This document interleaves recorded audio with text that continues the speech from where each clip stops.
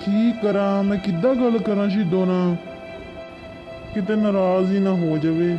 ਪਰ ਕੀ ਕਰਾਂ, ਮੈਂ ਵੀ ਥੱਕ ਜਾਂਦੀ ਹਾਂ।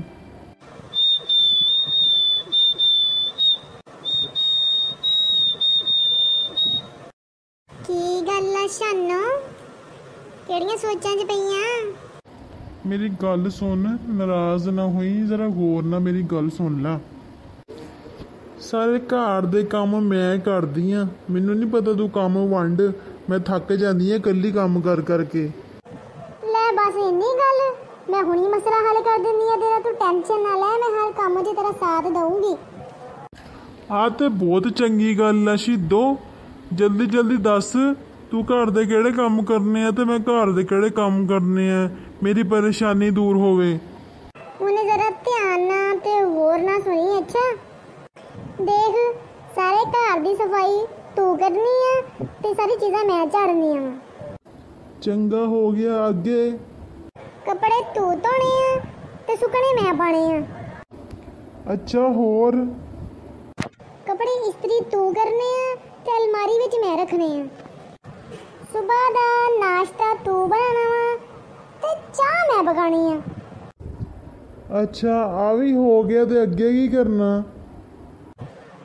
ਤੇ ਰਹੀ ਗੱਲ ਦੁਪਹਿਰ ਦੇ ਖਾਣੇ ਦੀ, ਤੇ ਸਬਜ਼ੀ ਮੈਂ ਕੱਢ ਦੂੰਗੀ ਤੈਨੂੰ, ਹਾਂਡੀ ਰੋਟੀ ਤੂੰ ਪਕਾਣੀ ਆ। ਤੇ ਰਾਤ ਨੂੰ ਤੇ ਆਪਾਂ ਖਾਣਾ ਖੁਣਾ ਪਕਾਉਂਦੇ ਕੋਈ ਨਹੀਂ, ਜੋ ਦੁਪਹਿਰ ਨੂੰ ਪੱਕਿਆ ਹੁੰਦਾ ਉਹੀ ਖਾ ਲੈਂਦੇ ਆ। ਹਾਂ ਇਦਾਂ ਹੀ ਆ। ਤੇ ਤਿੰਨੇ ਟਾਈਮ ਭਾਂਡੇ ਤੂੰ ਧੋਣੇ ਆ, ਚੱਕ ਕੇ ਆਪਣੀ ਜਗ੍ਹਾ ਤੇ ਮੈਂ ਰੱਖ ਦੂੰਗੀ।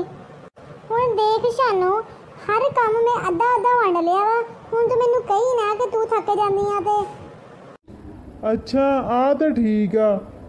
ਟੀਵੀ ਦਾ ਵੀ ਦੱਸ ਦੇ, ਕਿਹੜਾ ਕਿੰਨਾ ਟਾਈਮ ਟੀਵੀ ਵੇਖੂਗਾ, ਉੱਤੇ ਵੀ ਆਪਣੀ ਲੜਾਈ ਹੁੰਦੀ ਰਹਿੰਦੀ ਆ। ਉਹ ਤੇ ਤੂੰ ਫਿਕਰ ਹੀ ਨਾ ਕਰ, ਉਹ ਵੀ ਦੱਸ ਦਿੰਦੀ ਆ। ਜਦੋਂ ਤੂੰ ਕੰਮ ਕਰੇਂਗੀ ਉਦੋਂ ਮੈਂ ਫਾਰਗ ਹੋਣਾ, ਮੈਂ ਟੀਵੀ ਵੇਖੂ। ਅੱਛਾ ਫੇਰ? ਤੇ ਜਦੋਂ ਮੈਂ ਕੰਮ ਕਰਦੀ ਹੋਣਾ ਨਾ, ਉਦੋਂ ਤੂੰ ਵਿਹਲੀ ਹੋਣਾ ਵਾ, ਉਦੋਂ ਤੂੰ ਟੀਵੀ ਵੇਖ ਲਈ। ਹਾਂ ਸ਼ੀਦੋ, ਵੈਸੇ ਤੂੰ ਦਿਮਾਗ ਦੀ ਬੜੀ ਤੇਜ਼ ਆ। ਸੋਹਣਾ ਵੰਡ ਲਿਆ ਤੂੰ ਕੰਮ ਨੂੰ, ਹੁਣ ਮੈਂ ਥੱਕਿਆ ਨਹੀਂ ਕਰਨਾ। ਐਵੇਂ ਤੇ ਨਹੀਂ, ਲੋਕੀ ਮੈਨੂੰ ਸਿੱਧਾ ਛੁਰੀ ਬੋਲਦੇ।